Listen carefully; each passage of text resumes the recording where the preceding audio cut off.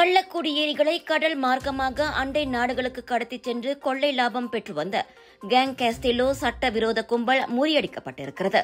Selangor, Tanjong காராங் மற்றும் ரவாங்கில் அண்மையில் Bukit Aman police மேற்கொண்ட பின்தா சோதனை நடவடிக்கையில் அக்கும்பல் சிக்கியது. முதலில் சந்தேகத்துக்குரிய வகையில் நடமாடிய 2 படகுகளை சோதனையிட்ட போது குட்டு அம்பலமானது.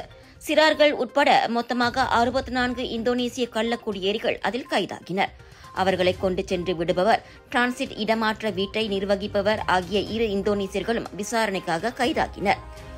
ஒவ்வொரு கள்ளக்குடியேறியும் இந்நாட்டிலிருந்து வெளியேற இந்தோனேசிய முகவர்களிடம் 1500 முதல் 2300 ரிங்கிட் வரையில் கட்டணம் செலுத்தியுள்ளதும் விசாரணையில் கண்டறியப்பட்டிருக்கிறது.